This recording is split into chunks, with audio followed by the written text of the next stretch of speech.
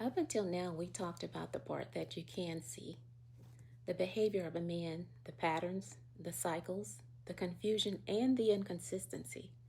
But today we're going deeper because what you see in the flesh is only half the story.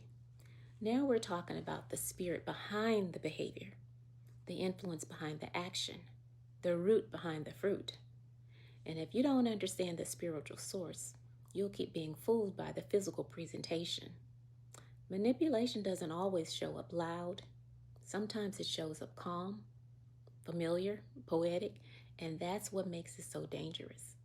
Most people even think that manipulation looks like anger, disrespect, chaos, or obvious treatment.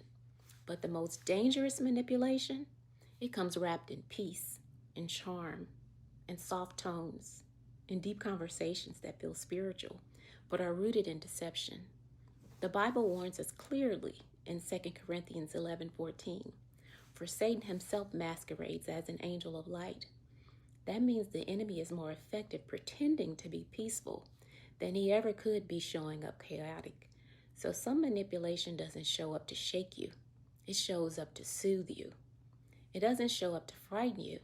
It shows up to familiarize itself with you, just long enough to get access. Manipulation often mimics peace before it destroys it. That's one thing we have to keep in mind, and that's why discernment is so critical. Every calm voice isn't comforting.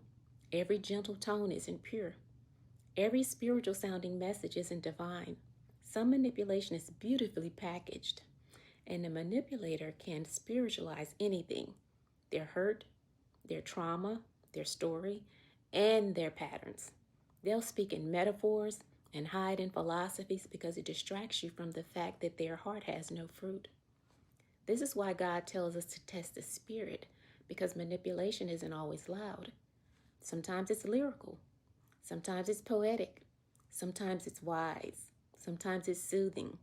Sometimes it's familiar enough to feel safe while being dangerous underneath. So one thing we have to continue to keep in mind is that God uses truth. Manipulation uses performance. And the difference between the two is fruit. Truth produces peace. Manipulation produces confusion.